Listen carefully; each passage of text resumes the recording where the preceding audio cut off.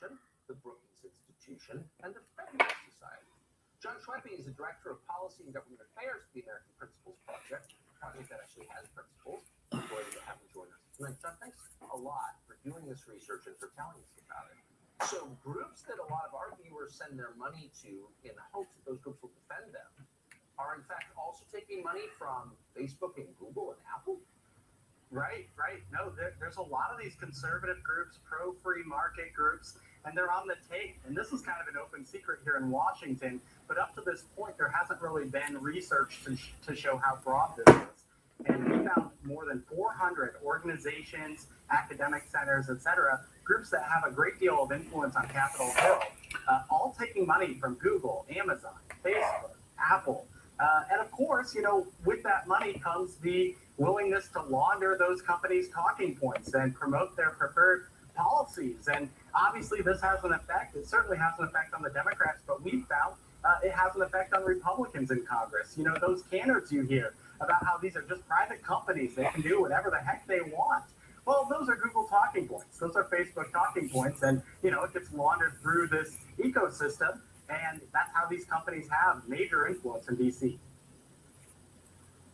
But I mean, this just seems like the definition of corruption. If you found out that National Rights Life was taking money, of course it's corruption, or PETA was taking money from the pork producers, you would say, whoa, wait a second, that's corrupt. Why haven't we seen news stories pointing out these groups are clearly, at least ideologically, corrupt? I mean, by definition. Well, I think there's an effort underway to try to promote that kind of transparency, but it is the mainstream media. A lot of these media outlets are also funded by big tech companies. And don't forget the politicians as well. I mean, and the politicians as well. They're funded by these groups, these organizations, these companies as well. And that obviously has an impact on what's happening in Congress. Republicans, we see it all the time.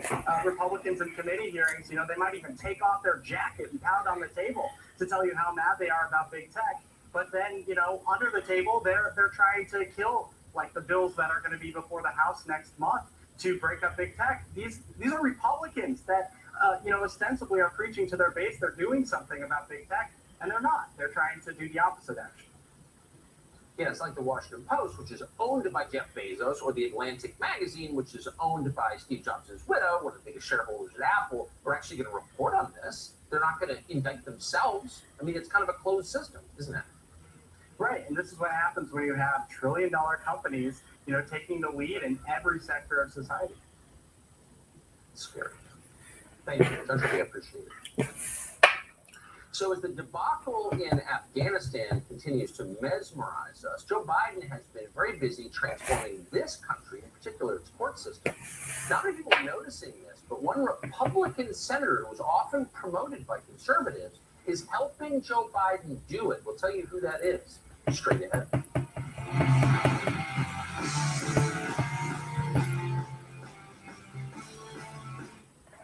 There's no feeling like it. Prepped the gear, done the research. Trev, what are you doing, brother? So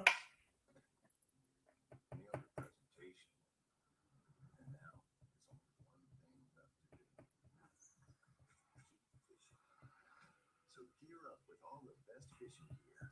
Only at Bass Pro Shops. Yeah, man. That show's killing it, man. That national football show.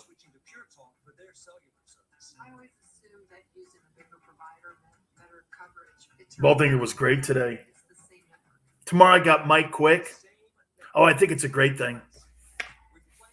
I think that's a great thing. You made me remind me of that too.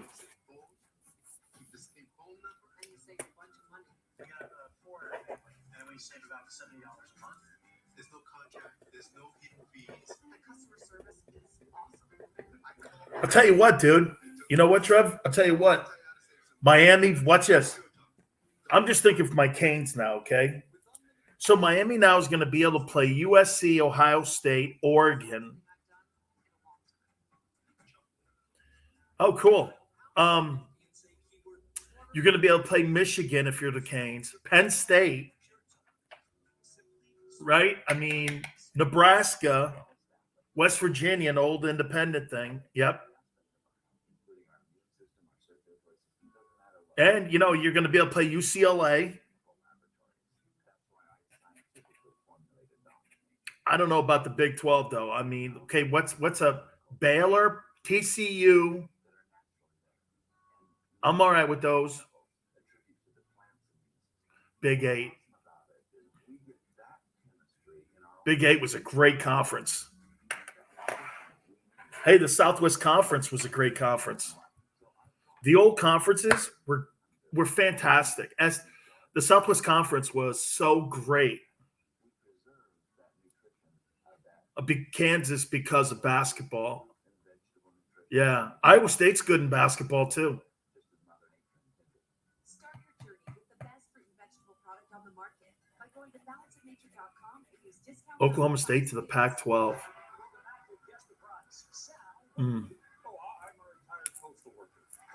Yeah, but if they have these affiliations, you're not going to need it.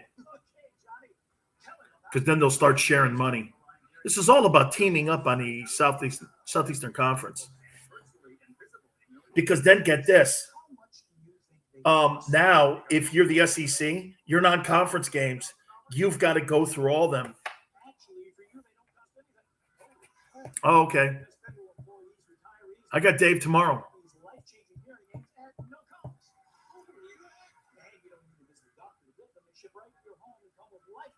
I got Dave and Mike Quick tomorrow. This device that allows you to personalize your hearing experience. Get yours today. And if you're an active or retired federal employee, you may qualify to get EarGo at no cost to you.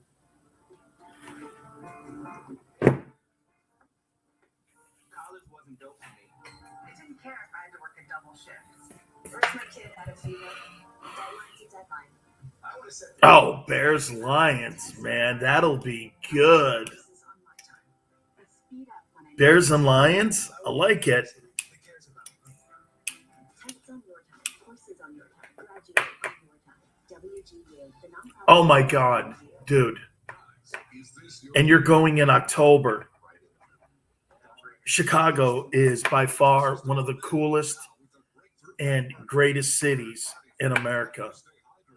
You know what? It's so beautiful. I fell in love with it. My aunt lived there, and I had never been to Chicago also, but man, I used to go there and when I was a kid, and then I went there obviously as I was an adult. I played games there, and I went there a couple times to see friends.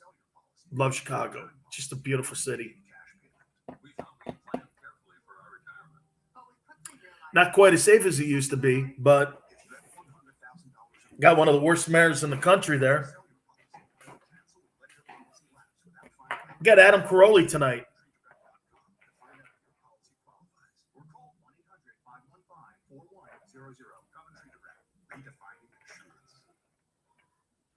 The situation in Afghanistan is so bad, so humiliating for the United States, that it's easy to forget the Biden administration's control of this country. Canes and Pitt Panthers. What are they doing to us? Well, that's been going on. We've tried to keep one eye open to find out. Well, it turns out the Biden administration has been completely. I played against, get this. I just realized this.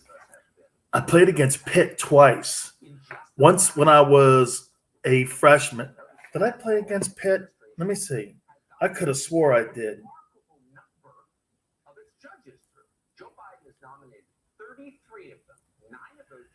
1983 Maryland Terrapin schedule.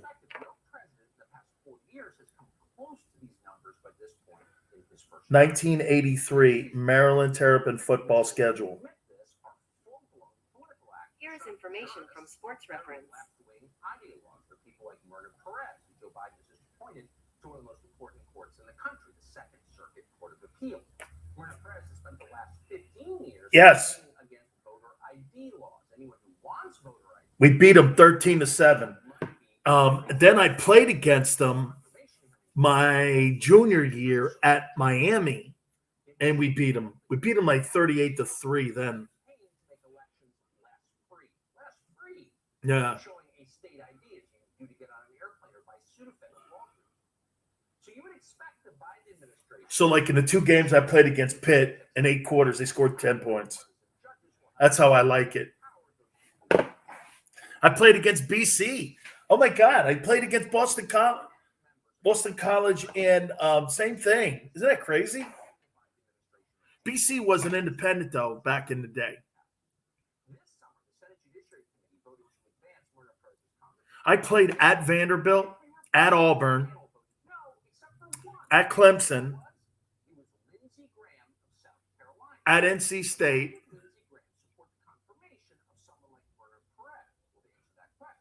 at Florida, at West Virginia. That was crazy.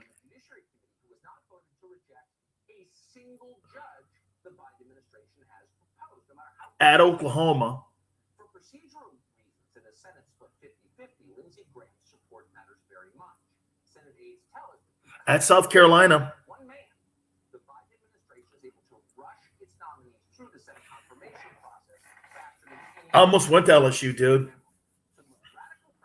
I was close. Robustelli helped get me almost in there. He knew the head coach, and I almost went there. Hey man, I love LSU. If I were looking at, and it'd be impossible for me not to want to say about going to Miami, right? But yeah, I would. I'd be between Miami and LSU. I love LSU. That's because Lindsey Graham, in case you didn't notice, spent most of last year begging for your money from conservatives at all hours on cable television, has no problem installing judges who hate his constituents. And you shouldn't be surprised by that. A few years ago, Graham admitted in an interview with Politico that his overriding political ambition was to, quote, stay relevant. Not to represent his voters or keep the left from destroying the country, but to ingratiate himself with the people in power and advance his own interests. So in that respect, Lindsey Graham has done exactly what he said he would. The question is, why are conservatives continuing to promote him and allowing him to continue to sit on the Judiciary Committee? Well, we would love to ask that question of Lindsey Graham himself. We've asked him many times to come on the show, but he refuses because he's afraid. And that's a shame. It would be a very interesting, fact-based conversation. Well, that's it. That's all the time we have tonight. We hope you have the best night. Sean Hannity. Tucker Carlson just called out Lindsey Graham. I can't believe what I just heard.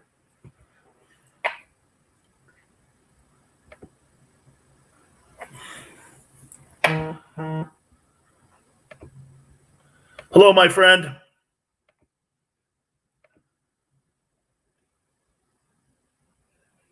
I'm doing. What's up? 6:33 this hour will be Adam Caroli and then Tony next hour. It's cool? Good. Corolla. Okay. You see, there's a difference between having Northern Italians and Southern Italians. You see, the people in the North, they're more like Frenchmen. Yeah, I mean, so the people in the South are more like, everyday Americans. Like, done. You know what I'm talking about, Irishman?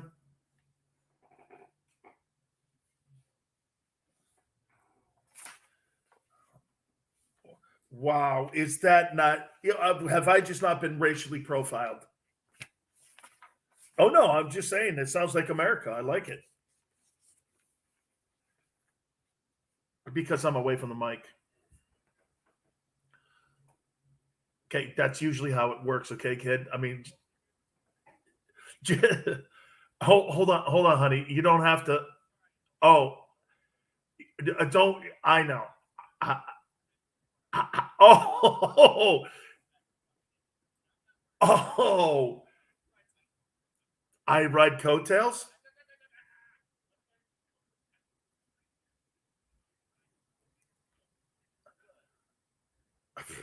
That was a one-way conversation by you. I love lemon, though.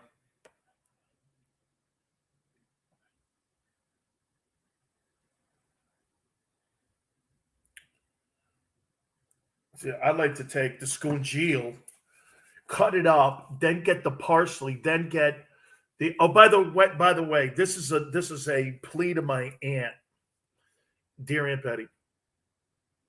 Can you please send me a couple cans of scungile, please?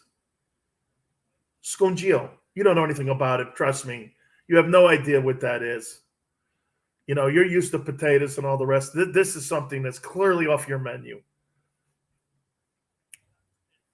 As a matter of fact, potato pudding. My and Ellie used to make this thing called onion pie. Oh my God, yeah, but get this. She put it in the freezer. One day, hey, wait a minute. Yeah, get this. So one day, my wife, we go over to her house and she gets out of the freezer this onion pie. And my grandfather just looked right over at Kim and went like this. Don't eat that. She had it in there for like 3 years or something. Like, yeah. No. My grandfather goes like this. Don't eat that.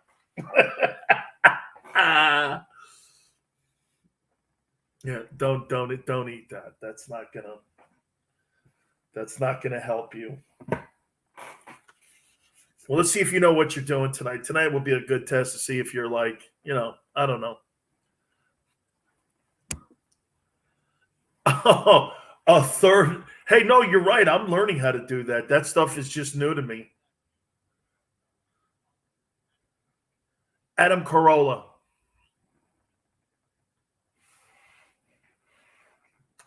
Oh, that's right. I forgot. You have to get somebody like who would be in your conversation. Who is a guy that will talk about infrastructure when Americans are being left behind? Let me think. Oh.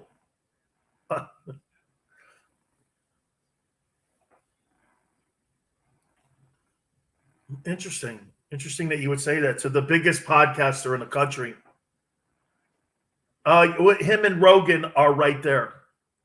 He talks to over 5 million people a week.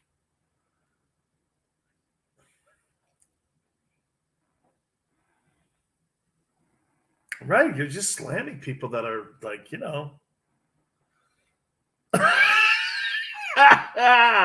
I always catch myself. Jen Psaki, I swear to you, is from Stamford, Connecticut. She's a Hey, Trevor, what high school did she go to? In Connecticut.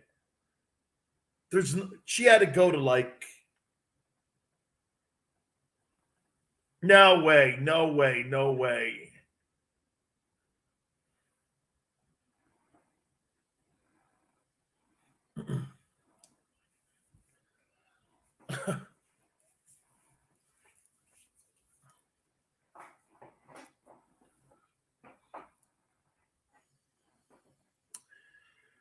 Good evening, America. Dan Sileo, USA Radio Network, and all of our fabulous platforms like YouTube, Twitch. Any way you're getting the program, we really appreciate you stepping in with us tonight.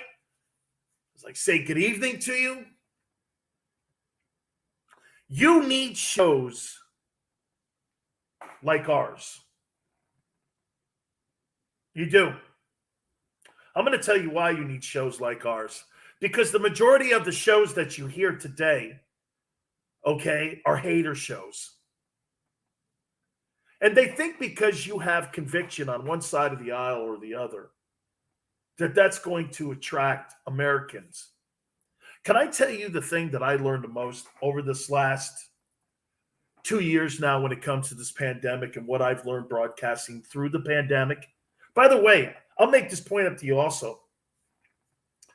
That broadcasting during the pandemic has almost been as challenging as it was broadcasting those months after 9/11. Because you know why? You found yourself months after 9/11, no matter what you were doing, everything was, it just was insignificant. I'd be talking about a game. and I would be talking about these two teams, whether it be college or pro, whatever it was. And then I would just think about New York City and those buildings falling, or the Pentagon, or those brave people in Pennsylvania, or the soldiers, men and women fighting. I would just start and I'd go like this. Jesus Christ. Seriously, I would go to break and I would be like this. Man, it just seems so insignificant. But then I started reading and I started hearing comments made by people. Dan, and I'm paraphrasing this. And by the way, I don't think it was just me. I think it was everybody who was in my profession. Sports talk radio, podcasting wasn't anywhere near where it is today. The websites weren't really all that big in 2001, not like today. But people would send me emails. Dan, thanks so much. It was really a great sports show. It took my mind off of some of the things that are going on in the world. I like how he criticized everybody who's in the big chair on Pennsylvania Avenue. Call Biden names all you want. Call Trump names all you want. And you know what? That's what's happening on Twitter. If you go over to Twitter right now, it's Trump versus Biden. Why? Who cares? Let's get Americans out of Afghanistan.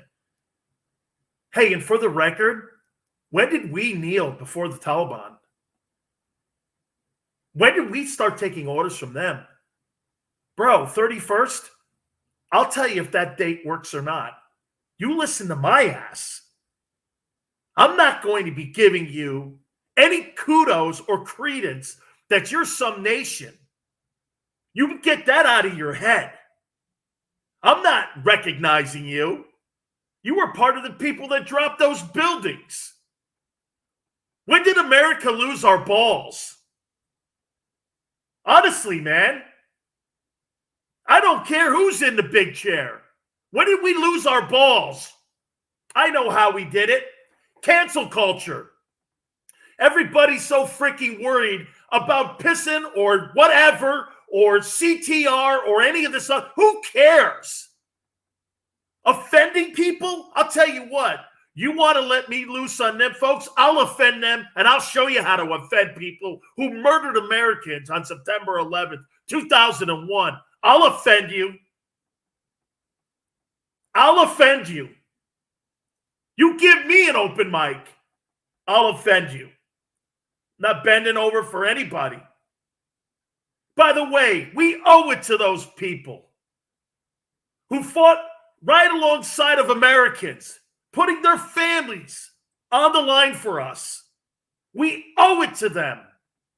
But here again, America reneging on its promises. Standard, especially in that region. You know the harm you do to Israel? You know the harm you do to all the other countries in that region? You think because we're dealing with the Taliban today like this, that line, what's done right now in Afghanistan will not stay in Afghanistan. You don't think that all these Islamic hating groups are not going to retool there? And you're going to believe them? I find myself watching stories and going, man, you can't believe a word that those people are telling you. Because the things that I'm seeing on TV are not matching up with the images that I'm seeing. We are watching, by the way, this is any party. We are watching politics at its finest. I saw Joe Biden's speech today while I was doing my stream show. And you know what I was thinking? He opened up that thing today and that press conference talking about a pork belly bill. And then he went into Afghanistan. You think that's what Americans are sitting around and driving your numbers down?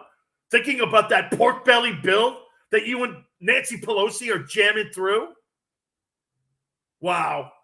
Man, you talk about disconnected. But then again, that's Washington. The people in this country. You know, I'll tell you something. I'm going to show you something else today. I was doing a streaming show today, and I'll tell you what I learned. We had a dialogue, and we were going back and forth. And people were ripping me, and I was ripping them. And you know what I learned? The end of the show, we were all getting along because it was sports talk. We had a healthy debate. And I'll tell you something, people that have great civic pride and their sports teams and what they love, okay? And what they love, that stuff can get awful heated too. Anytime you attack someone's passion, it gets heated. That right there, and at the end, you know what we did? We all kind of like had a group hug, and I'll see you tomorrow. That's the kind of show I love to do. What happened in those days? We can't have conversations like that about because you know why? It's him versus him. Do you realize, and I say this with all due respect, racism in this country is kept alive by the politicians that serve us in Washington, D.C. That's racism is kept alive by those people. Being divided in this country is being put out in front of us and dividing us because of the people in Washington. And by the way, no party is immune to the criticism. It's like the Republicans are taking victory laps. Dude, who cares? There's women and children that need to be saved. How is that a stupid political platform? We owe it to them. We owe it to those people. Doesn't your word matter? You know, I heard somebody in Washington, because I don't want to make it sound like I'm stumping for someone here, and I don't. In 20 years, 66,000 plus Afghani soldiers have been murdered and killed in Afghanistan fighting this war. Do you understand that? They didn't run from the war. They didn't run from protecting America from not having another 9/11. They were abandoned. When the air cover left, it was over. Plain and simple. Plain and simple. Oh, and that's how I see it. I don't know how any other American, and by the way, I had something said in my ear before I went on even. You sometimes MAGA guy? Yeah, because you know what? I'm sometimes a Biden guy. I'm an American guy. Who's ever in that chair? I said it, and I'll underscore it again. I'm not rooting against Joe Biden. Why would we root against Joe Biden? We root against him. We're rooting for our own demise and our failures. It's so un-American. But this whole thing has become un-American. The pandemic has turned us into these creatures. You know that movie with Will Smith. What was the name of that movie with Will Smith? And we were giving the vaccinations to people and everybody was getting sick over it. They lived in the dark. I can't remember. I think it's I Am Legend. That's it. Thanks, Trevor. Yeah. It's just almost like replaying like that. Man, do we need shows like ours? Sports is the greatest community builder of bonding people, and it may be the only thing that's left that we have. It really is. It's the only place that we can criticize a minority coach or a player and nobody thinks it's racist. Can you imagine doing this? Hey, man, David Price, he sucked tonight. That was terrible. Now do this on the political landscape. Hey, man, that politician, that guy from South Carolina, he's the worst. Well, you're just a MAGA racist hater because he's a black politician. Isn't that what's said? It's the only place that's left for us to have a healthy debate. Thank God for shows like ours.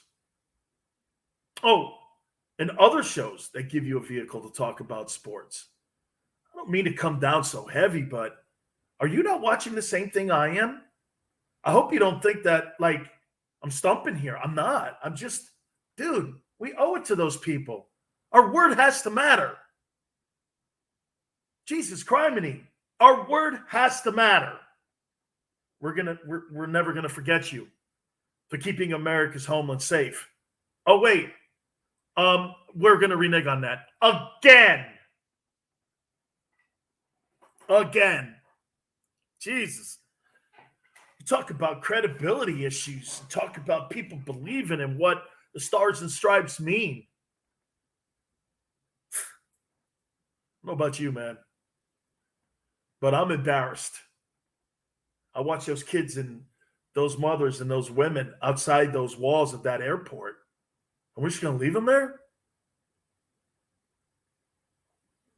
Okay, wait a minute. So we'll let the people in the border in Mexico in, but we won't let those people in who fought with us, who protected us. Don't you see the contradiction in that? How can you let people from Mexico in with no questions asked, with COVID? And get this, you won't save those people.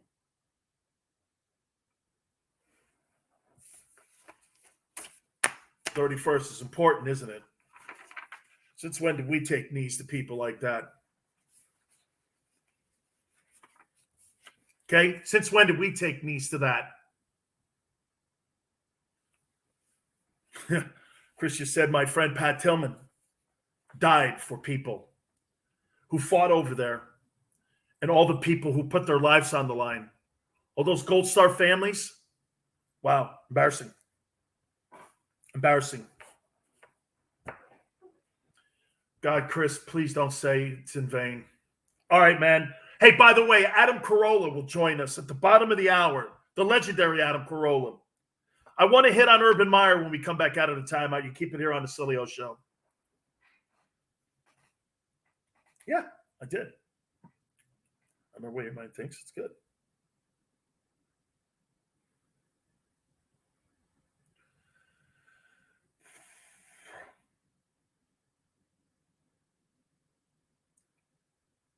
Oh, no. I'm going to Urban Meyer next.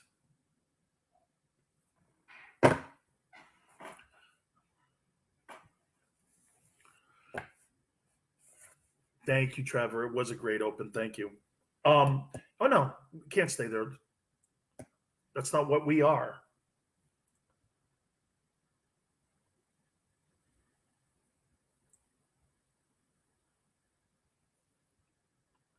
No way.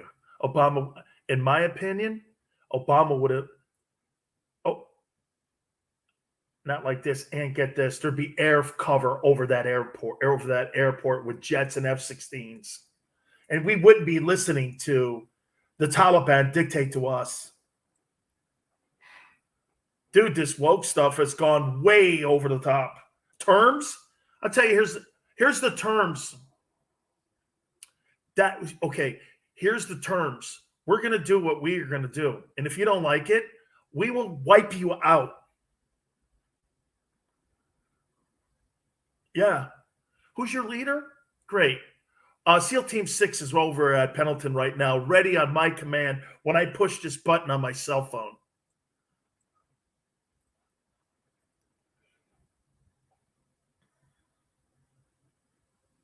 It's all good, dude.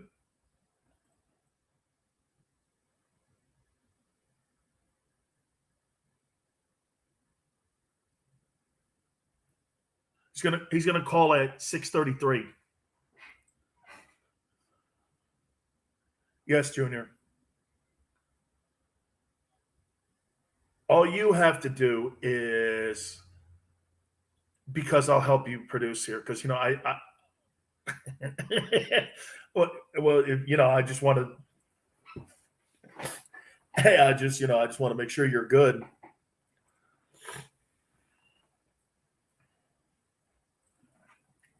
Oh, really? Self-proclaimed?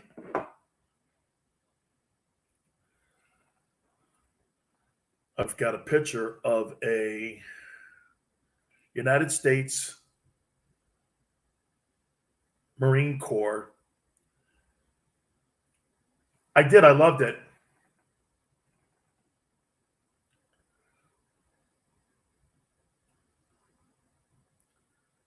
What's the knife that's under the gun of the Marines?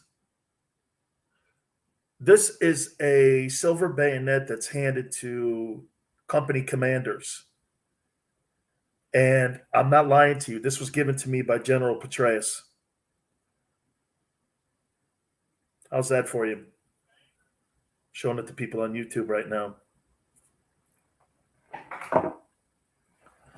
I opened my mail with it. I know, he'd kill me, man. General Petraeus is a great man. Oh, no. Yeah, bayonet. No. The Yankees haven't won since 09, brother. Yankees always do this. They don't have the pitching.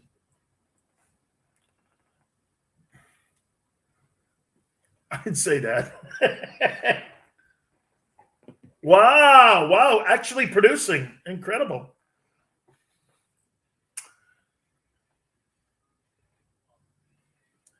Dan Sileo, USA Radio Network. I just actually had a producer call me out on something on my social media page, my Twitter page at Dan Sileo Show, because I teased going into this segment here, Urban Meyer.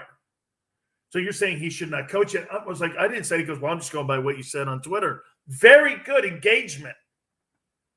That's what we're all about here on the show. I love it. Okay. Trevor said that watching that game last night between the Jags and the Saints, you know what I saw? Confusion, lack of preparation, and how about the biggest one? Patience.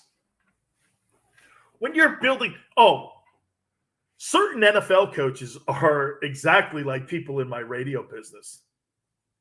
If they don't see instant gratification immediately, guy sucks. The great programmers, just like the great owners, when they hire somebody, the reason why the Steelers have only had 3 head coaches since 1969, they don't have knee-jerk reactions because they believe in their hiring process. And they believe in what they see in people. And they believe what they see when it comes to their talents. You know, people talk themselves out of their decisions every day. They really do. I'm watching Urban Meyer last night, and I've come to the conclusion he will not have success in the NFL. Here's why. He won't have the patience. He had instant gratification when he was at Bowling Green. It was an instant turnaround when he went to Utah. When he went to Florida, it was an instant turnaround. And by the way, Ron Zook did a hell of a job recruiting all the guys that were in there. The next year, he ended up winning a national championship with Ron Zook's guys. Wasn't like there wasn't anything in the cabinet. And when he went to Ohio State, Jim Tressel was just coming off the probation. Remember with the Terrell Pryor stuff and all the tattoos? He went undefeated again. There was, what do you mean, Florida and Ohio State? You don't think there's people there? What I saw with that Jaguar team last night, they were terrible. That is an awful roster. It's the worst roster in the league. And Trevor Lawrence is going to get annihilated. My aunt called me and she went like this. Holy cow, he's really going to get hurt. My aunt. She goes, there's just no one blocking for him. It ain't Clemson, is it, son? Worse than the Eagle roster? Yeah, that's the worst roster that is in the NFL. And by the way, the Texans are in that conversation as well. Oh, yeah. That thing last night, they have very limited people on offense. And here's the big question. Will Trevor Lawrence get the coaching he needs? Let's take a look. Coaching and leadership. Remember those things. They're all hand in hand with one another. Did you see Mitchell Trubisky this past weekend against the Bears when the Bills played the Bears? I couldn't believe that was him. I was like, holy crap. Sean McDermott's a great coach. Let me say this to you. If teams called the Bills and asked for Mitchell Trubisky in a 5th rounder, there's no way the Bills would deal him. No way. With good coaching, that kid looked pretty good. And he is a good substitute teacher in case something happens. And you know what this goes on now to say? Hey, Matt Nagy, did you destroy Mitchell Trubisky? And will you do the same to Justin Fields? Hey, got to ask the question. I couldn't believe that was Mitchell Trubisky. And now you ask the same question about Meyer. Will Meyer have the patience to be an NFL head coach? I don't know. I really don't. Meyer's had everything handed to him. All right. Hey, do me a favor, please. Go to our great friends at podcasterwarehouse.com. Headphones, earbuds, every single thing that you need. They got them there for if you're looking to build a home studio. Please use the promo code Sileo, S as in Sam, I-L-E-O. That's S as in Sam, I-L-E-O. Shipping is free. You spend as much as $5 or $5,000. Podcasterwarehouse.com. That is podcasterwarehouse.com. One of the absolutely greatest personalities, podcasters in the country, too. Our friend Adam Carolla will join us. Get his thoughts on everything going on in the world. That's next. You keep it here on the Dan Sileo Show.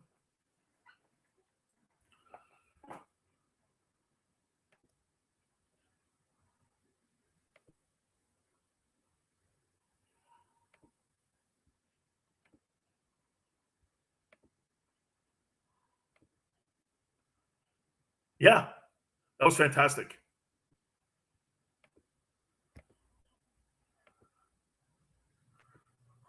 Oh, dude. That kid, just another dude in the ointment. Dude, I don't know.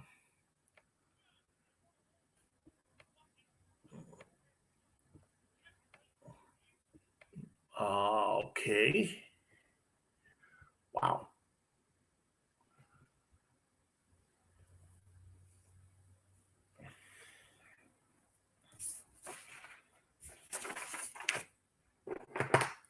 Uh-huh.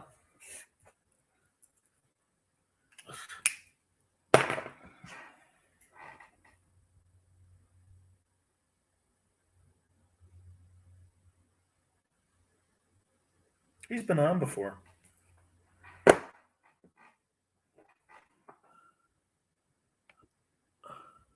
Oh, homeboy, you think?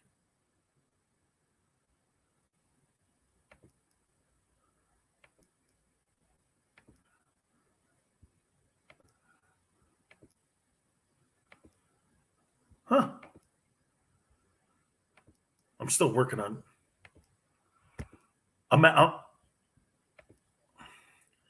I'm working on Herschel Walker to try to get me Trump. I know.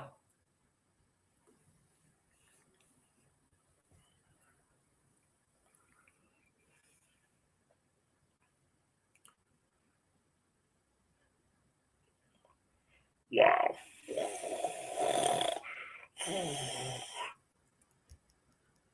Yes.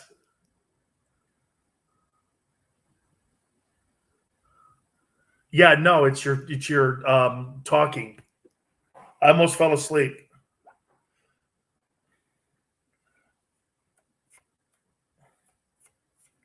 Holy cow. Hey, no kidding around. But that's how Pig Vomit died. He was on the phone with a friend of mine. Oh, no, it wasn't snoring. He was gurgling. And, dude, he was like the GM or the PD of like KGO. Yeah, KGO, and I think KSFO. And I think, you know what, man? And by the way, that guy, I almost went to work for him when he was the program director at WGN in Chicago.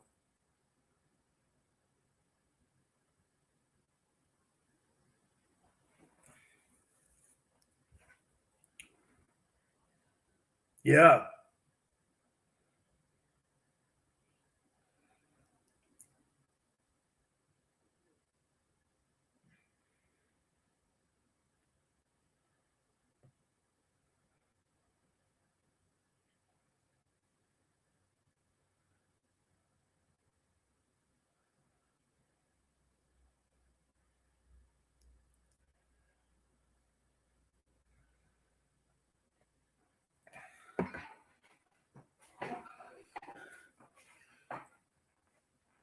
Well, Kevin was very abrasive.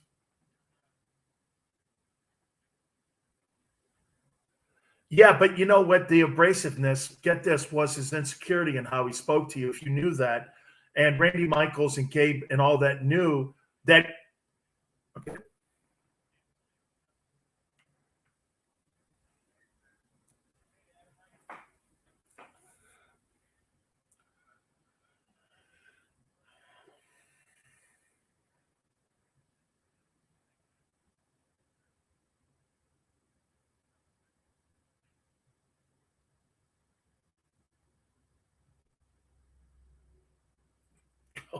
Bank.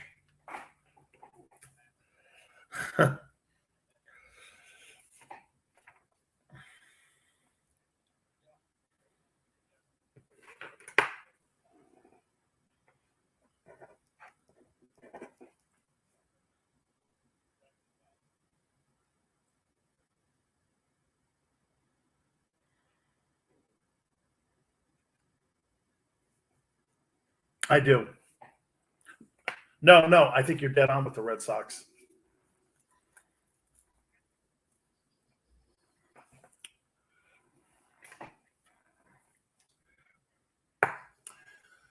Dan Sileo, USA Radio Network. And by the way, join us on our YouTube and our Twitch channels as well, as many of you do each and every single night.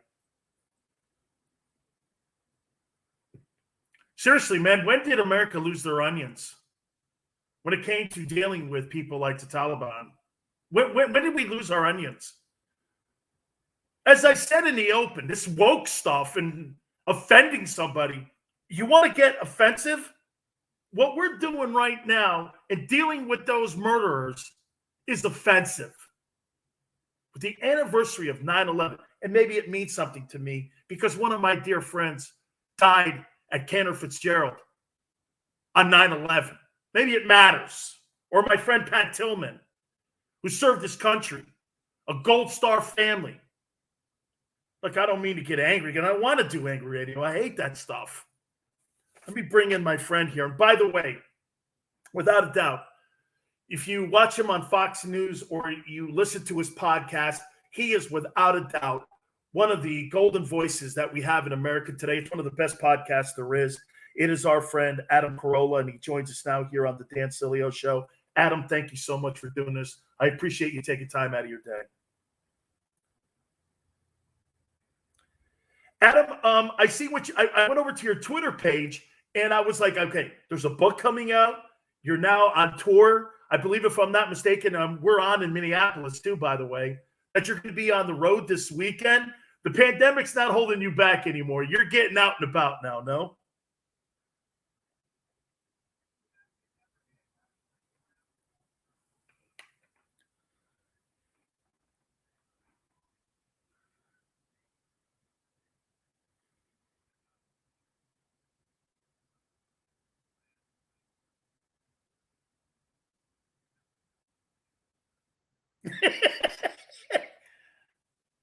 Hey, Adam, I just got to tell you, so you know, I got my recall ballot, and I put Larry Elder on it. I really don't care. Anything's better.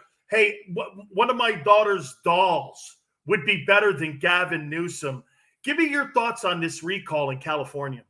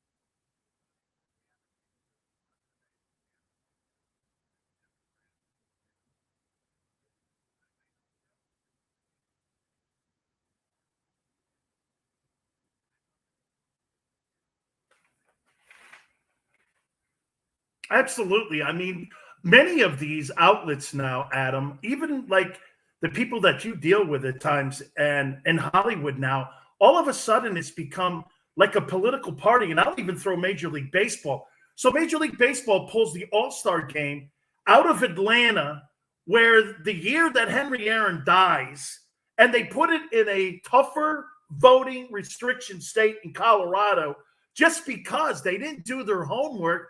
But Major League Baseball was even trying to be a political party. It's like I don't get and I don't understand where we are now in our society where certain people like Stephen A. Smith can say, hey, okay, Shohei Ohtani can't be the face of baseball because he's Asian and he's born in Japan. If you or I said that on the radio, we couldn't finish our shift.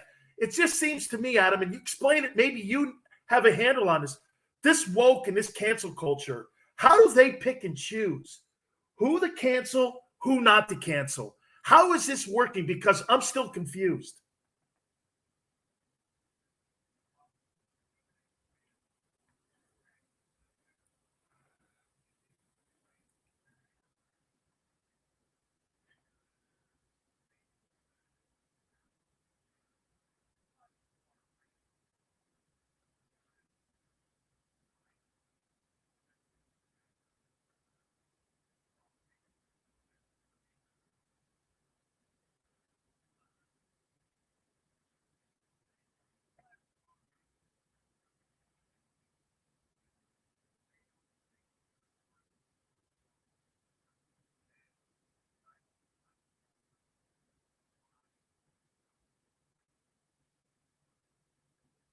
Adam, do you agree that racism in this country is kept alive by people in Washington, D.C.?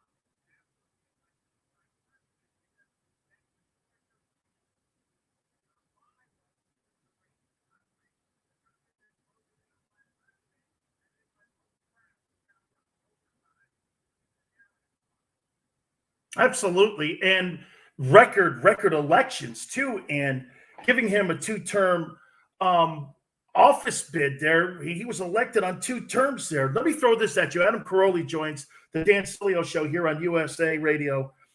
Adam, Dr. Fauci, has he been good for our country or has he been a detriment to our country during this pandemic?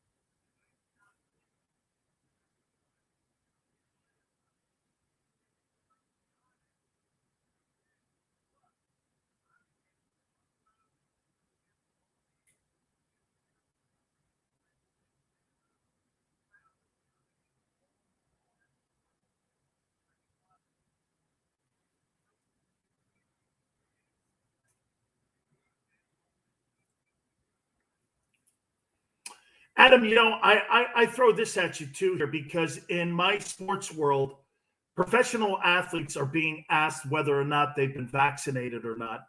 And for me, I think that is an inappropriate question because I would turn around and go, okay, are you vaccinated? Before you even ask that question, do you think it's the media's job to ask somebody about their private medical condition or their health? Do you think it's in the right? Because how many times now do we tune on and we hear people, especially if you go on CNN? I mean, they asked Brett Favre if he was vaccinated, and I thought that was such an inappropriate question. They know he's friends with Trump.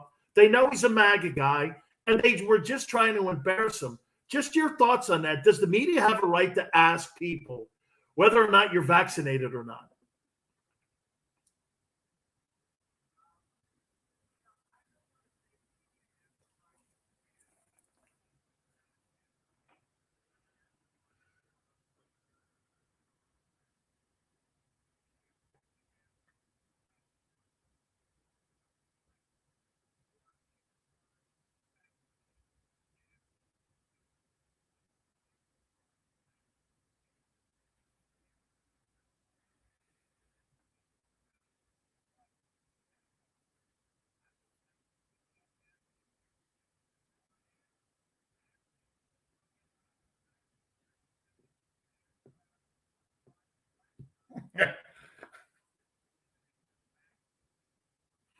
Two last questions for you, Adam. Let me throw this at you here, too. Mike Richards was basically called out because of some things that he had said on a podcast. And this is one of the things that I love about you. And folks, please make sure you go to Adam Carolla's podcast. It's the best in the country. And it really is one of the reasons. He's one of the godfathers of this. He got into this because he didn't want to answer to radio meatheads any longer. That were his bosses that would call him in the office and go, did you actually really say this? 2 years ago, Adam is his own king to his own castle now. And this is exactly what you're talking about here, isn't it, Adam? When Mike Richards gets blown out on being the host of Jeopardy because of something that he said a couple years ago. I've come to the conclusion, Adam, that everybody and anybody could be canceled. You know, we've all done something, especially if you've been in the public eye. And just your thoughts on how that whole thing was handled.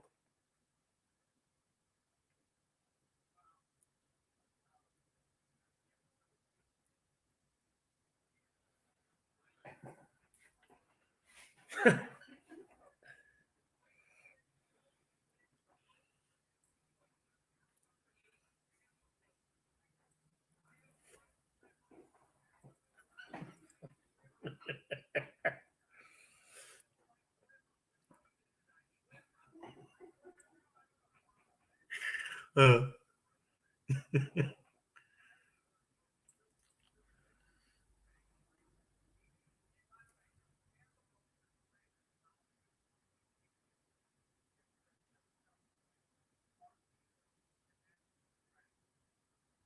Hey, give us a little insight on the book that's coming out, or is it out right now? And also, too, you are going to be on in Minneapolis this week, and I read that off your Twitter page. Let me know if I'm right on that. And we're on in Minneapolis too. So if you could hit on both those things before we get out of here.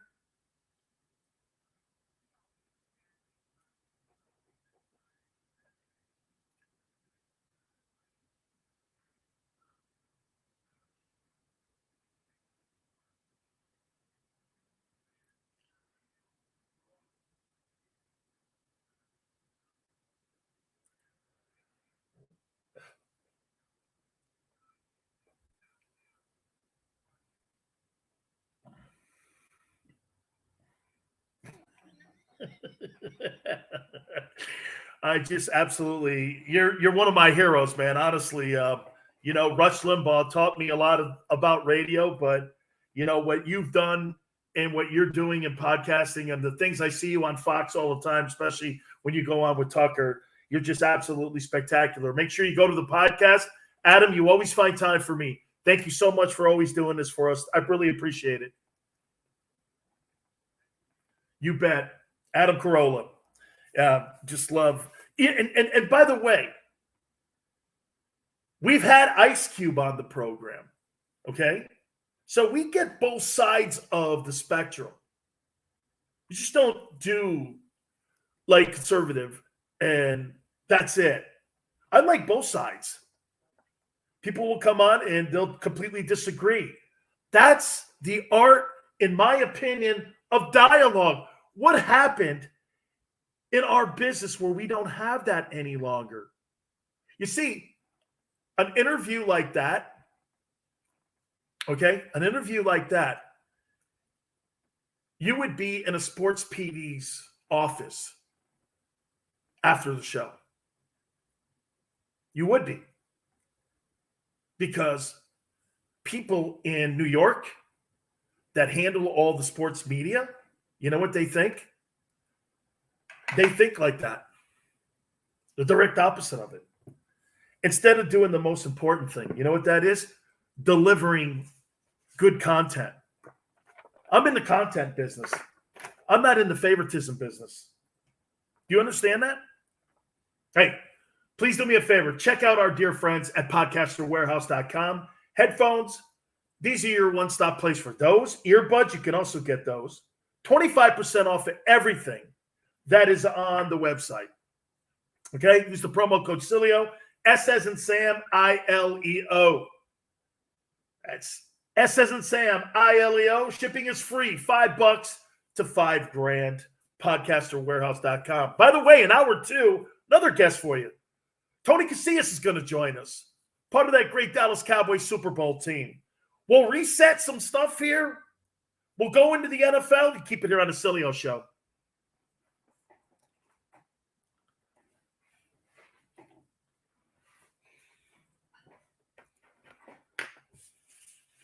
Nice job.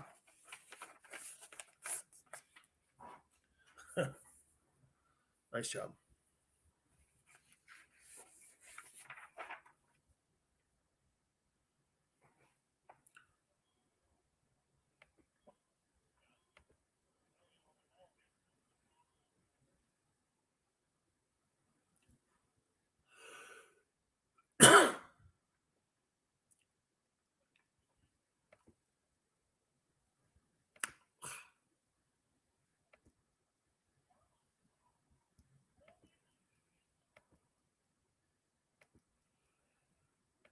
Okay.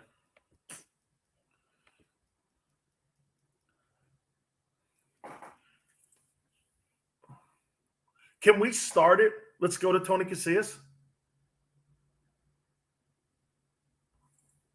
Well, if it's going to be too much of a thing, I don't want it.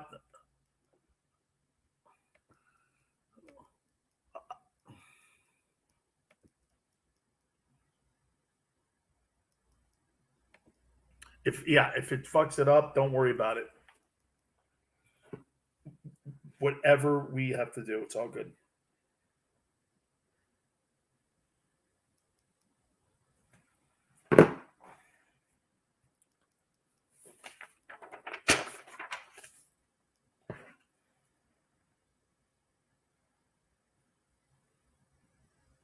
Hey, Chris, have you ever heard of that? That they're putting fiber optics. They're changing out the old lines for fiber optics.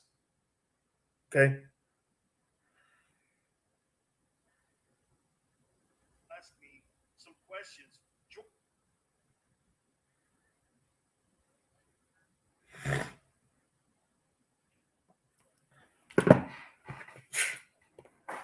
That'd be the only thing they've ever beat us at. Believe me, yeah. Well, we have like 78 HD, and yeah, whatever.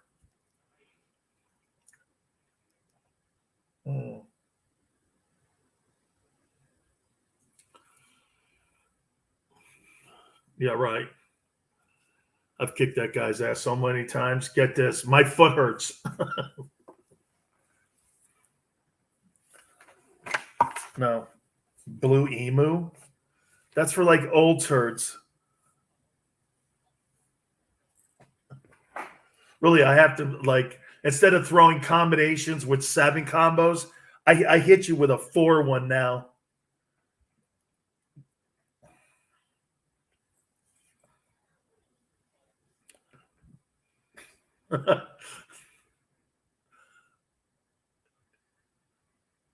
K depends.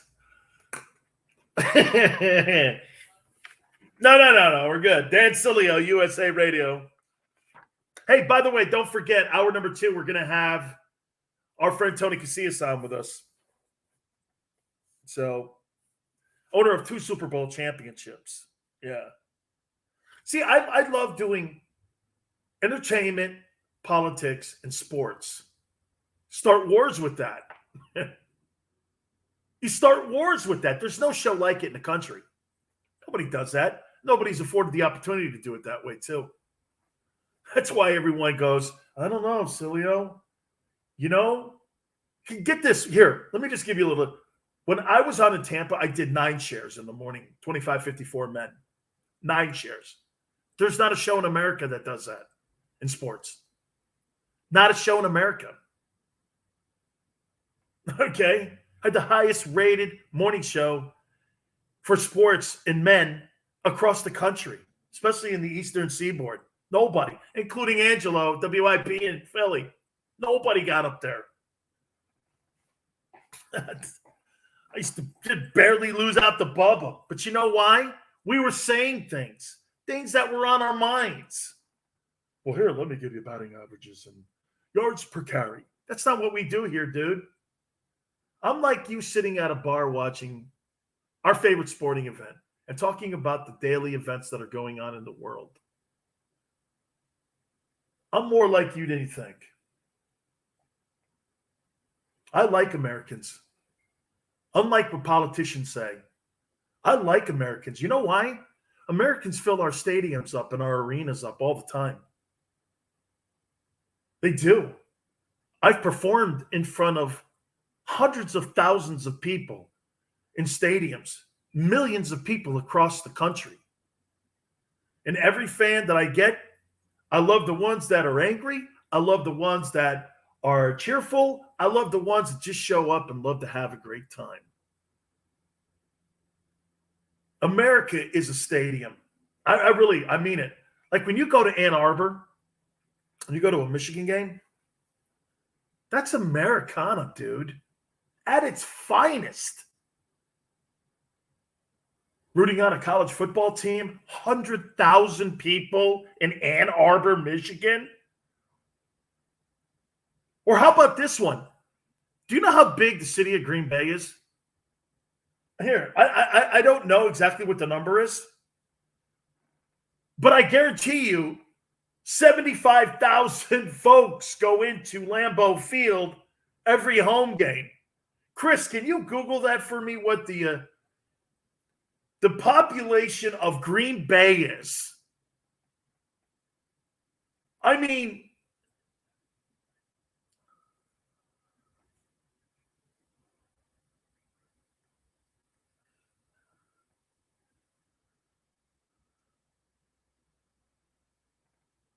little over 100,000, and get this, 75,000 fans show up every home game to go watch a Green Bay Packer game. How you done? If that ain't America, I don't know what is. Right there in the heartland and in the smallest NFL city in the country. The smallest NFL city, Green Bay, Wisconsin. 90% of the people that live there, in theory, people-wise, go to the game when they're playing home games. It's crazy great. That's okay. The gender breakdown, okay, unless I'm selling something. That's good. Well, no. Wait a minute. Unless you're selling me cheese and wine, I don't care, man. You know? Okay. Oh, it's 104,000. Oh, okay.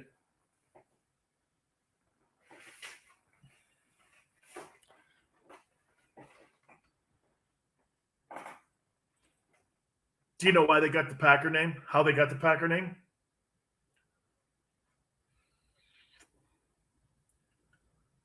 Meatpacking Company was asked to finance the Packers because they were running out of money. And this is how they're the only publicly held and owned company in the NFL for a team. They don't have an owner. They have a board of directors. And it was never, ever auctioned off to an opportunity for somebody to buy the Packers. That's how that became a scenario where the Green Bay Packers don't have an owner. And it's one of the greatest fan bases on the planet. If you've ever been there, please, it is a bucket list thing that you have to do is go to Lambeau Field. Hey, listen, a lot of NFL news still. We'll reset. Keep it right here on the Dan Sileo Show.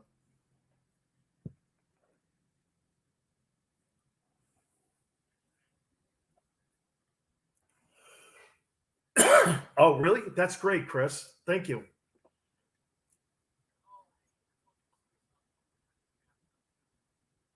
Okay. Tomorrow, I'll be right back.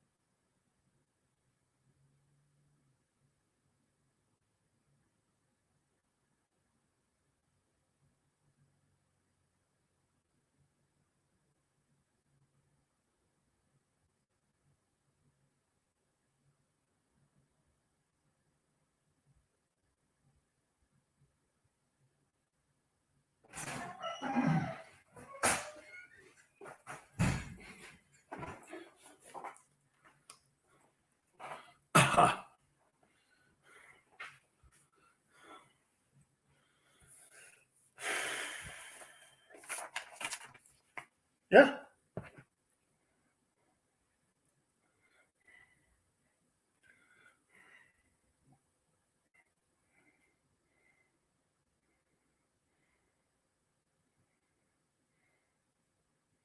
Those are great.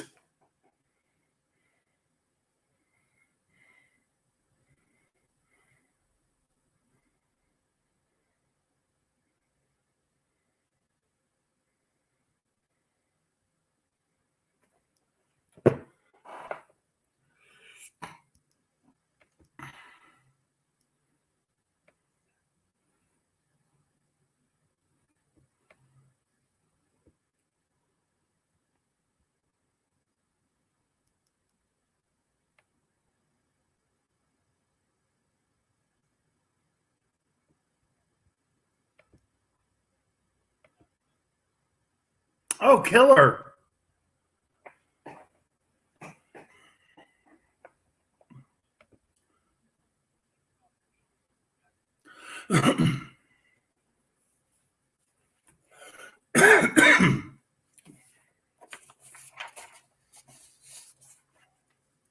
Yeah.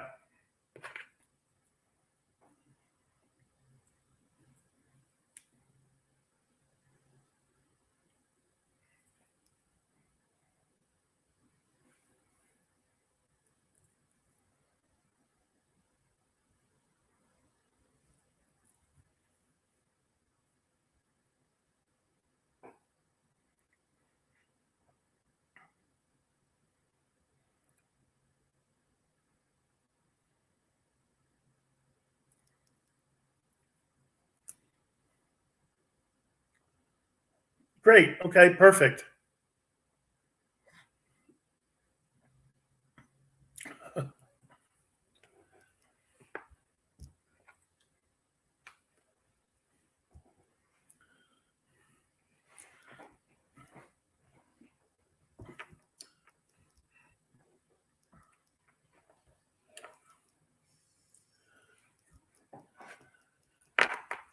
Good evening, America. Dan Sileo. Hope your day is going as great as mine is. I have talked to more American sports fans today than I have in the last 2 years. Really. I do a streaming show earlier, and I must have talked to over 100 people inside of a 2-hour show. And I even had a guest on. And we were just talking about your favorite sports team, your favorite memory, a question you were asking me. You're never going to get that anywhere in the country right now where you can have a civil debate with anybody and get into a heated argument like I did. And at the end of the day, see you tomorrow, man. When did those days escape us? You know, I don't like talking philosophical with you because that's over my rails. Because most of those people are BS artists anyway. You know, people that try to jive talk you, try to just absolutely lie to you. Yeah, man. Ken's on my YouTube channel right now. By the way, you can go on my Twitch channel and my YouTube channel. And if you're listening to us on one of our great affiliates, thank you. Thank you very much. Or you're streaming the show with our great partners, USA Radio Networks. We also appreciate you jumping on the DanSilioShow.com, our website. We got it all here for you. That's what you have to be nowadays. You got to be everywhere or you're nowhere. That's what I'm being told. It's funny. I think people find people that they can talk to and listen to. You know, when I got into radio years ago and I got into broadcasting, you know, my guy Chris O and I, we talk about this all the time, you know. And when I first got into the game, I was like, hello, this is Dan Sileo. And I was this other dude. But through the years of talking with you and communicating and going back and forth, I've learned, Dan, just be Dan. faults and all. Just be yourself, dude. And my faults have gotten me in trouble, and my faults have carried me to great heights. I think that's the story of my life. Maybe that's even the title of my book, My Greatest Strengths and Weaknesses. It's truly what it is.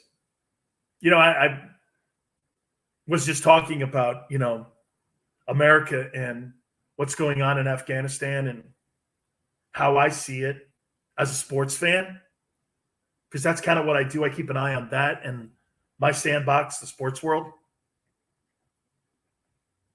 I just, when you give somebody your word, it's got to matter. See, when a coach tells you and talks to you and promises you something and tells you you'll get a chance to be on this football team, you're taking him on blind faith, aren't you? Blind faith is a funny thing. We have it in religion. You don't really know in your heart if there's a God. You pray, and your belief is you believe that in your soul that there's a Jesus Christ and a God, right? It's blind faith.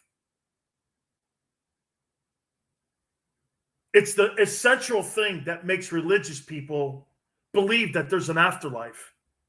You got to believe that. You got to have blind faith. Well, apply that to many things.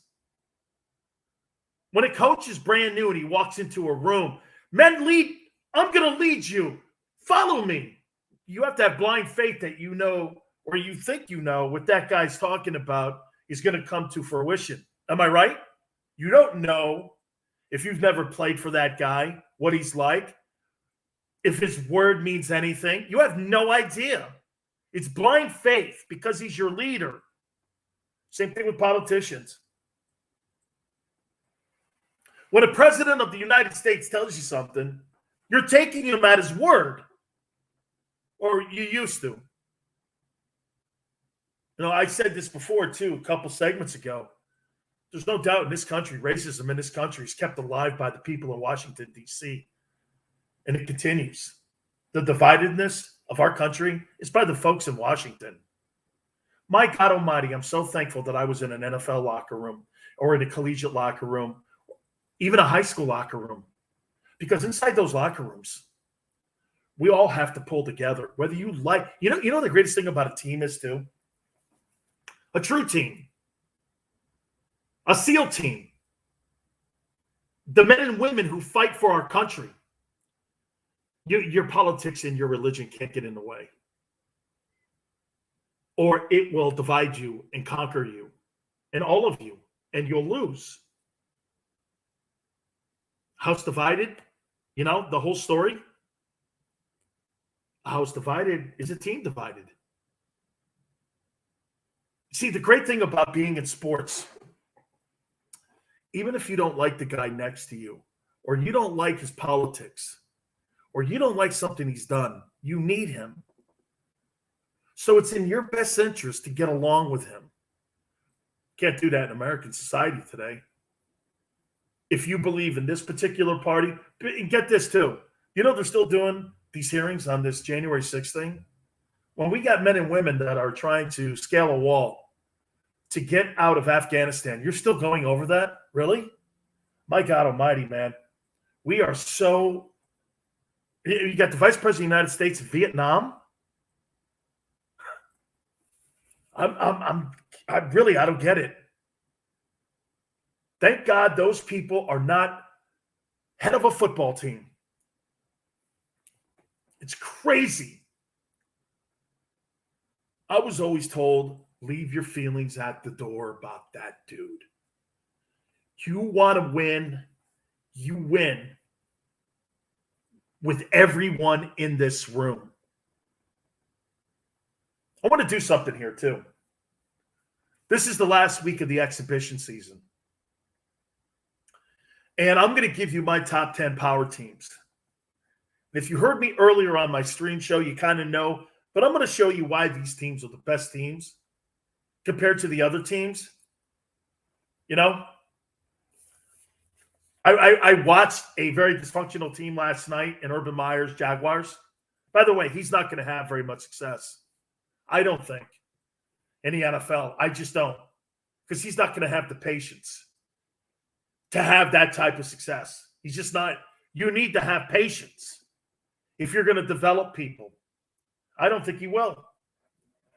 See, college coaches, if they don't like something, they could change it in a minute, get another guy in there, because they got 85 guys on their roster. The NFL, you don't have that. You saw it on display last night with Trevor Lawrence getting his ass handed to him.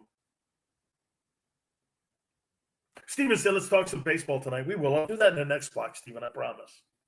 By the way, Tony Casillas at the bottom of the hour, the owner of 2 Super Bowl championships with the Dallas Cowboys. Get his thoughts on the upcoming Cowboys season. I want to do this here. You know what? I'll do the baseball next here. Let me get to this here, because I think it's important for me to get this out and why I like these particular teams. This is Big Still's Power 10.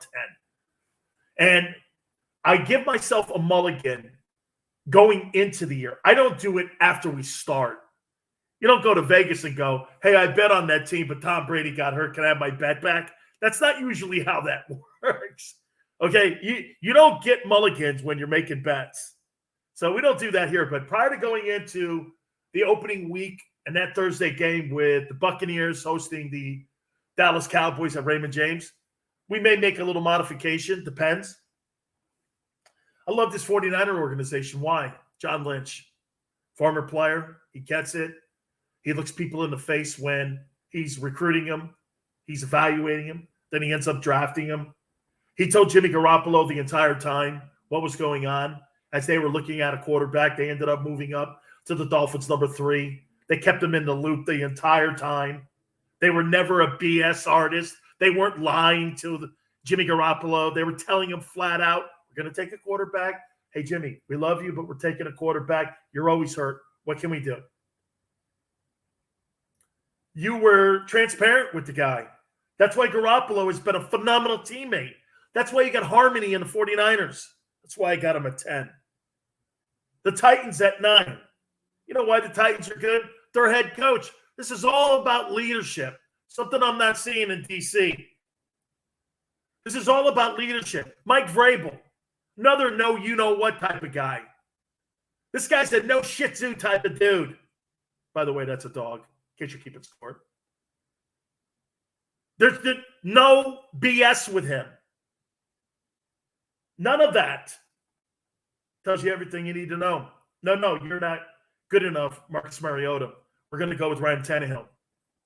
Wow. Top draft pick, gave him a boatload of money, told him to go take a seat, and that was the end of that. And now they're constantly a playoff team. Way to go, Mike. Number 8, Seattle. Again, leadership. Pete Carroll. Russell Wilson. Telling the truth. These are all teams that tell the truth to their players. These are all teams that are constantly not BSing you. 7, the Browns. This is a new kid on the block. I don't know there. A lot of talent. I think the quarterback could be the one thing holding them back, though. A lot of talent there. Myles Garrett, on the defensive side now, they added Davian Clowney. It's a good football team. 6, the Ravens. Leadership, John Harbaugh. Who would have ever thought John Harbaugh would have been the better Harbaugh of the two brothers? And then you got Lamar Jackson. What a leader. Love him. Rams, new kids on the block. I don't know how it's going to pan out between Sean McVay and Matthew Stafford. But I like the chances with all the talent that they have on that football team. Number 4, the Packers. I don't know about this team. I just think Rodgers is so great. He covers up for all the deficiencies. Personally, you know what I think could be the holdback there? The coaching staff. Some of you would say, wait a minute, Matt LaFleur is 26-6. Yeah, well, when you got Aaron Rodgers, but when you make mistakes like you did in the NFC Championship game, giving up 7 points to Tom Brady, and then you take your MVP off the field for a place kicker, I don't know. I have questions about your leadership. but they're so damn good. Number 3 is my favorite coach football team in the league. I love this Bills team. Sean McDermott's a hell of a coach. When you bring up the names of the best coaches in the NFL, his name should be brought up constantly. I saw Mitchell Trubisky against the Bears. I couldn't believe how good he looked. Then I got the Chiefs at 2. Andy Reid. I mean, what else? The Hunt family. Then you got the Bucks at 1. Brady. I mean, it's funny. That's all you have to say, right? Well, the Bucks have Brady. And I'll give it to the Glazers. Glazers are smart business owners. The owners of Manchester United. These guys are really smart business people. And they can really identify quality people when it comes to leading their ship, as I could say, the Buccaneers. We will talk some baseball. I want to hit on something here. Stevens brought something up about the Padres, and there's some really nice races going on in baseball. By the way, Tony Cias, that'll be at the bottom of the hour. We will reset. You keep it right here on the Dan Sileo Show.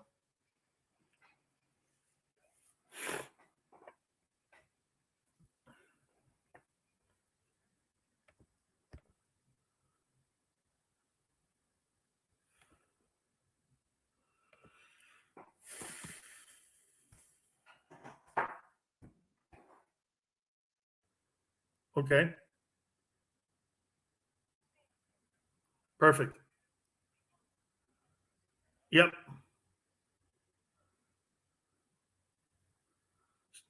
Carry it for 3 minutes.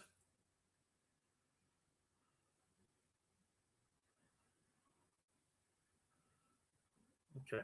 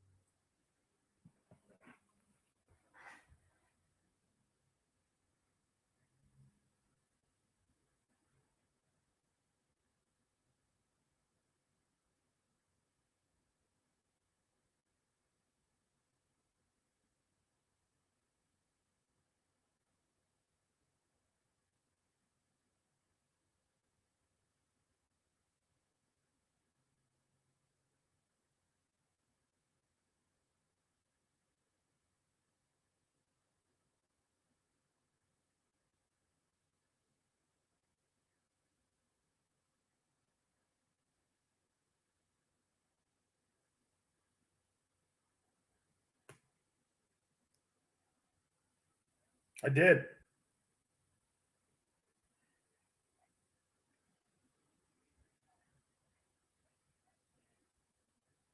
And the Yankees weren't really good in 85.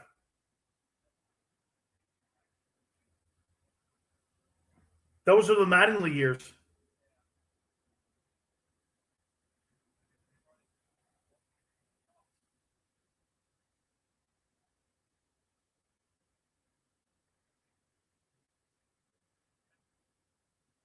And the Reds.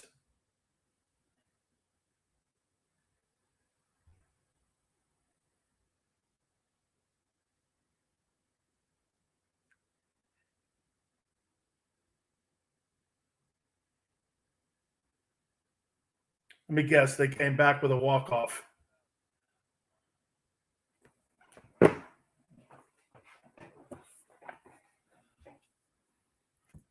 Dude, I don't believe it's a $30 million payroll. Let me Google this. What is the 2021 Tampa Bay Rays payroll? 71 million. From Fangraphs. Still, it's the lowest in the game.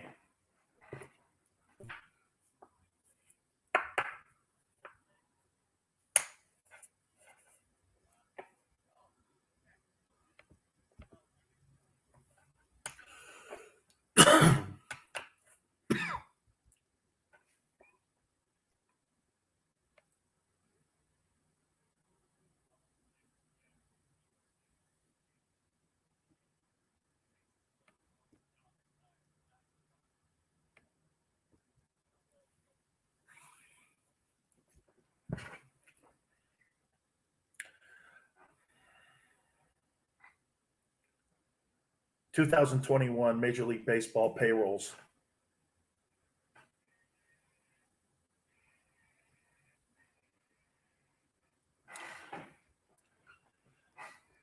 Dan Sileo, USA Radio Network.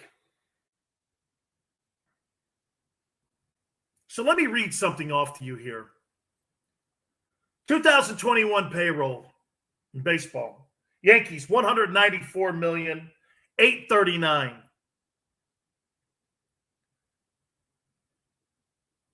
Mets, 166. This is millions. Padres, 153. San Francisco, 137, 137 million. Let me go all the way down here to the sorry-ass Rays. There they are, 27th. My boy Chris is right.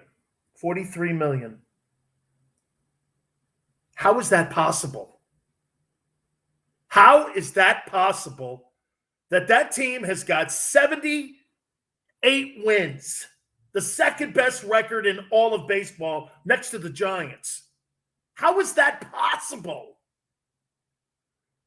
Do you understand that New York probably has a guy on the team that makes $40 million? That's insanity. How is that possible that the Rays have a $43 million payroll? Incredible. It's the greatest story. And by the way, they're 4.5 up on New York and 7 up on the Red Sox. Oh, and they're in the American League East, where all the payrolls are high. That's incredible. Incredible. Probably the story of the year has been the White Sox and Tony La Russa's group. But I would also say this again to you here. I mean, it's an incredible story here on what's going on with the Rays. Incredible, man. Oh, in typical Met fashion. Mets get out to a strong start. Fade as always. This Giant story is a great story.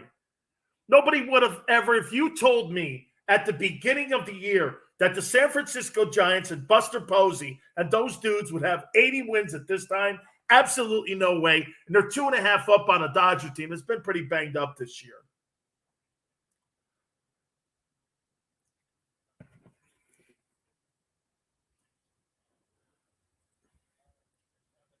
I do, yes.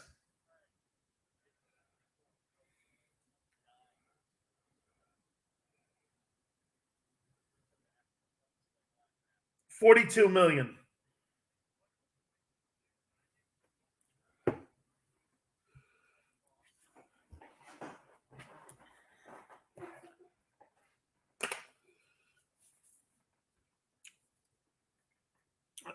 Again, yeah, but no one thought they were going to do anything, and plus they're killing payroll because they're going to try to go out in free agency next year supposedly and spend money. But Angelos has never spent money.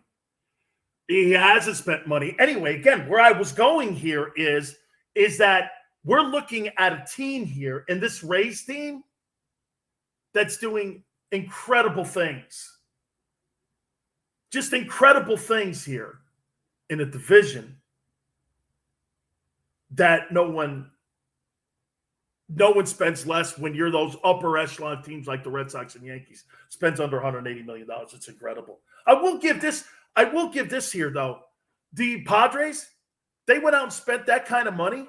I'm not going to get on A.J. Preller and those guys. They went out and got Eric Hosmer. They went out and they got Manny Machado. They gave that new contract to Fernando Tatis Jr., who could be the face of baseball. I have no problem with that. They're trying to win, and they're trying to do something for the first time in the history of that franchise, actually spend money so that the fans can be rewarded with that great stadium that they built. Petco Park, in my opinion, is the best baseball park on the West Coast.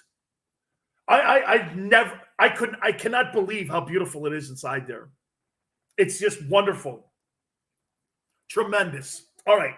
We're going to kick it back over to football. We're going to talk to our friend, Tony Casillas. Do that next. You keep it here on the Sileo Show.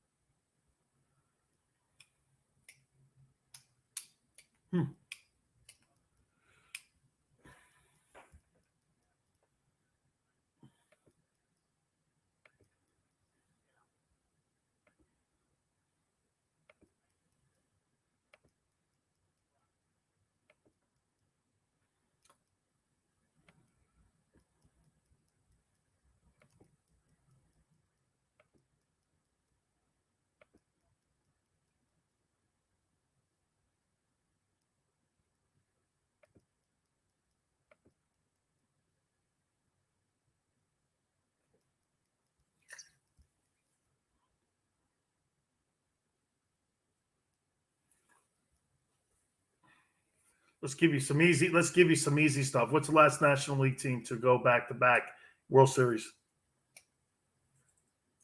What's the last American League team to do it?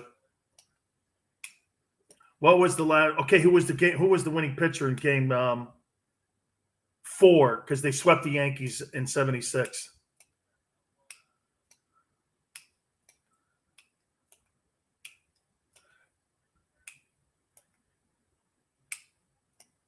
Louis Tiant pitched for the Red Sox and the Cleveland Indians. You did. Who did they beat in '75? And how many games?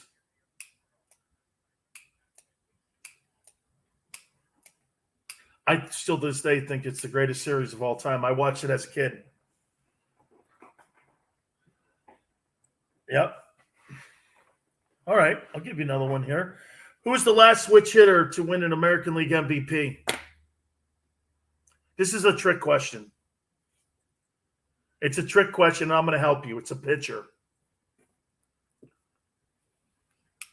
Yeah.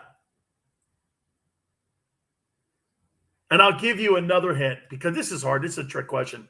He pitched for the A's.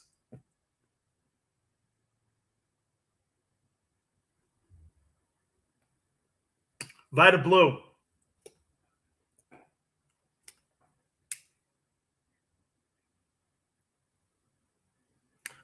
Yeah, the A's weren't around till 1969, though. They didn't become a team.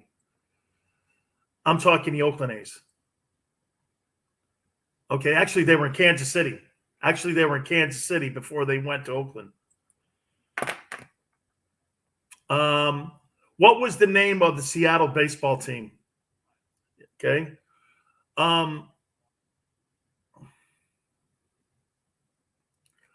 Let's see here. Let me give you another good one.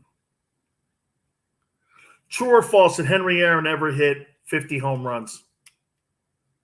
What was the most he ever hit? Close. Nicely done. Very good. 47. Way to go, Chris. That's really good. Who did he hit the number 715 off of? It was.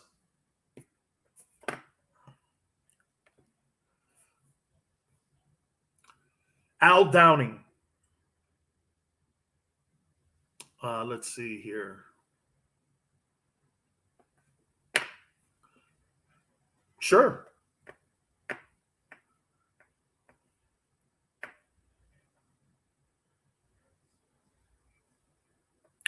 Good one.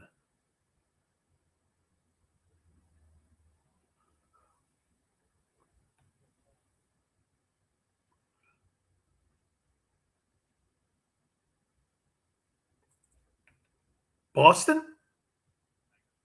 Tiger Stadium.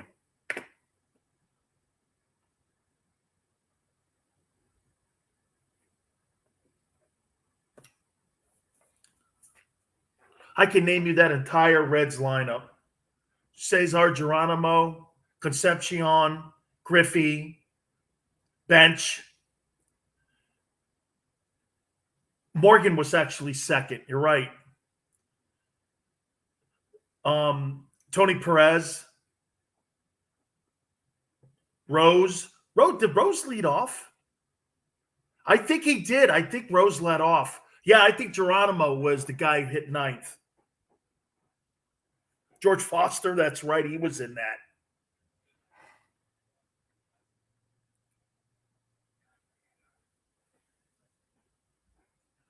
That's correct, actually. Before that, it was Mays. You know, it's funny. We were just, Dan Sileo, USA Radio Network. We were just doing things that had baseball-related trivia questions too. And it's funny, you know what? When you're a kid, when I was a kid, my history of baseball is 10 times any other sport. But see, the sport of baseball has all that historical references to. 47, Robinson breaking the color line. Do you know who came in the next year in 48? Was Larry Doby with the Indians. people will go, oh, do you know who was after that? There's a pitcher for the Dodgers. Then you start going down, you start talking about some of the great historical moments. And I always love doing that with baseball. One of the great interviews I ever did in my radio career was I had Henry Aaron on. This was maybe 20 years ago. I had Henry Aaron on when I was doing, it was the last time I was doing national radio. My wife was my producer. She called him at his BMW place, and Hank was eating lunch. Yeah, I'll do it. Never did interviews. All of a sudden, my wife goes like this, Hank Aaron. She's pointing down like, I went, Hank Aaron what? Hank Aaron's on the line. I went, yeah, Chris just laughed in my ear, honestly, because my wife I have this 5,000 numbers book that I still have to this day. It's like 5,000 numbers in it. And my wife used to just randomly call people. She's a tremendous producer. Okay. And she just went like this, Hank Aaron. I go, Hank Aaron what? Hank Aaron's on the line. I went, Hank Aaron's on the hotline? And she goes, Hank Aaron. I go like this. And I said, okay. And I actually had a guy in the room with me. And I go like this, Mr. Aaron, hi, this is Dan Sileo. I didn't know what to do, man. And I go, Mr. Aaron, hi, this is Dan Sileo. He goes, hey, okay, so what you need? He went into, and he was so fabulous. You know what he actually said? Real quick here. You know what he said to me? He thought that Roberto Clemente had it tougher than Jackie Robinson when he came into the league. And I want to save this for you because we're going to switch gears here. I'll tell you why. We'll do that. We'll do that here soon, but I've got to get to this guy here. My friend Tony Casillas, who played for the Dallas Cowboys, one of the absolutely greatest players, was the number 2 pick by the Atlanta Falcons. Let's get his thoughts on the upcoming season with this Cowboy team.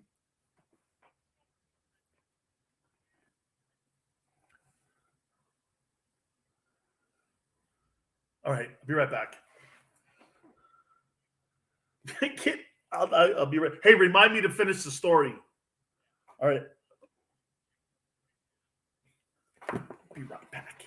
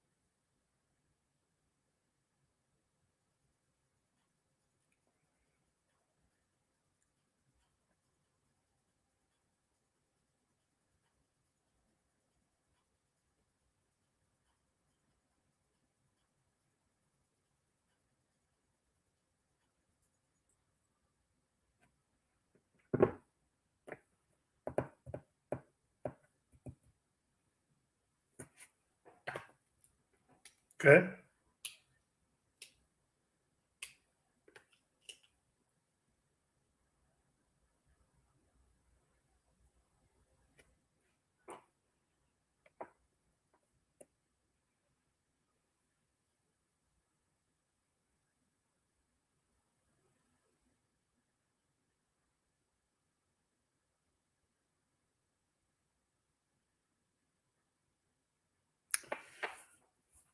Okay. I could have sworn that Hershiser had the record for the most consecutive scoreless innings.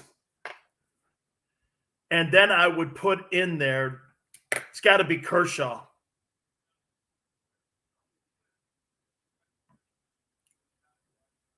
That's right. That's right. You're right. That's right.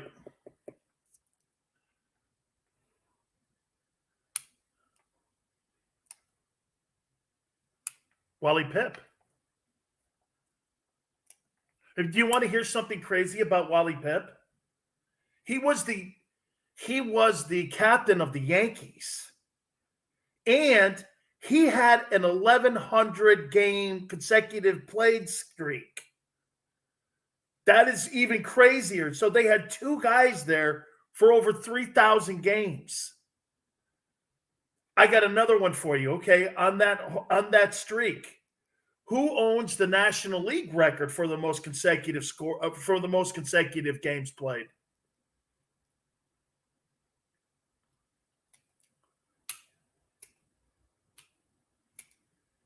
And it's shocking. You know the name. He's a very famous guy. And get this, the thing about the American League, you can DH and they count that. This guy actually had to play 5 2/3 every game to get credit for it. Whereas Ripken, if he didn't feel, he could just DH for 9 innings. Steve Garvey, 1,200 ball games he played consecutively. Oh, yeah, I will. I'll come back. Actually, it's a Clemente story, but Hank told me it.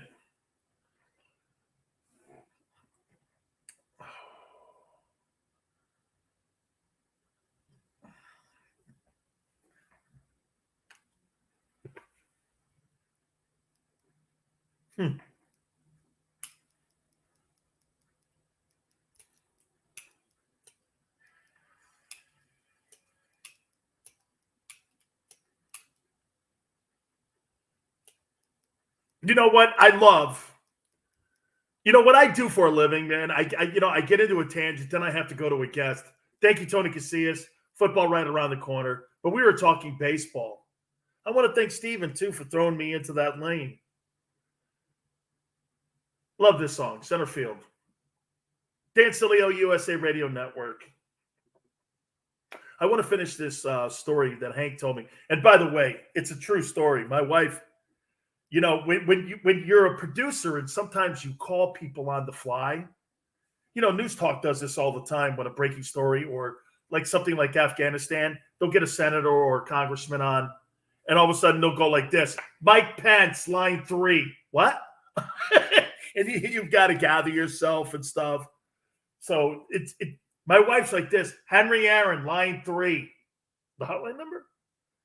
And I go like this: the hotline number? She's like, yes, Hank Aaron, he's at his dealership. And I'm going like, you got to understand something about Henry Aaron. To me, Hank Aaron is the greatest ball player that's ever lived. And I'm going to make the point that Reggie made. Reggie Jackson made. You ready? Just look the numbers up. I think he's third in hits. He's got over 650 doubles. He's got over 750 home runs. I still think he leads baseball in RBIs. I think Henderson broke his runs record. He's 2,000 in runs, 2,000 plus in RBIs, 700 home runs. By the way, for the record, do you know that Babe and Bonds, they don't have 3,000 hits? Henry Aaron, when he retired, I think he was only behind Ty Cobb when he retired. Because he retired in 76 with the Milwaukee Brewers. He didn't retire with the Braves. He wanted to play 1 year in Milwaukee. I have the baseball card, which is freaky cool. He started his career in Milwaukee. Yeah, everyone goes, he didn't finish his career with the Atlanta Braves? No, Milwaukee Brewers. Wanted to go back to where it started. So I had Hank on. He told me these incredible stories in his journey on being just this iconic player. You have to understand, sitting and listening to a player like Henry Aaron and a person like Henry Aaron just give you the history of baseball was incredible. And we got to Jackie Robinson because, I don't know if you know this, but I knew Jackie Robinson. Actually, my family knew Jackie Robinson. My father used to play golf at Hubbard Heights in Stamford, Connecticut with him. And I used to see him at Hubbard Heights when I was a kid, tooling around there playing golf every Saturday. He was a big fixture in Stamford where I grew up. I grew up on the Jackie Robinson fields. I knew his kids. I went to school with his kids. So I knew Robinson. And I got to Jackie, was one of my favorite people of all time. Actually got me into sports. I said, it must have been really difficult. Can you imagine what it was like? He goes, I actually think it was more of a challenge for Roberto Clemente. And I was thinking to myself, why would you think Roberto Clemente? He goes, because when Roberto got here, he couldn't speak the English. He couldn't speak English. He couldn't defend himself. He didn't know what they were saying. Can you imagine rolling around in every city and your baseball card says Bobby Clemente on it because they wanted to whiten your name up? In the Pittsburgh Gazette, they used to say Bobby Clemente instead of Roberto Clemente. Can you imagine changing a guy's name because you didn't want it to come off as being too Latino, I guess. I don't know, too Latin. Oh, and for the record, here's another historical thing for you. Do you want to know why the Pirates were so good in the late 50s and early 60s?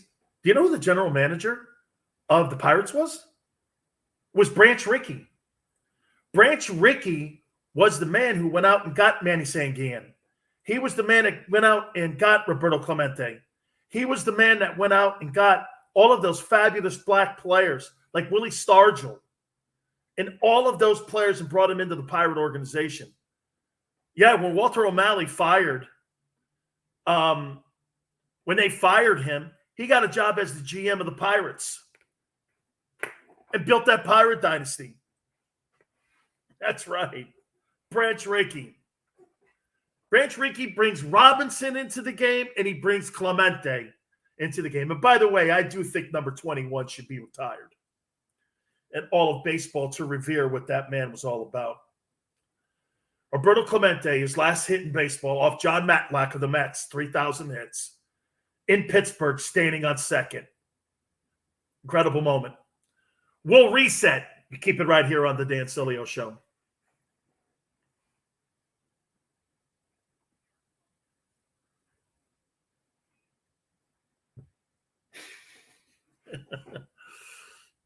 Baseball has such great history, though, doesn't it?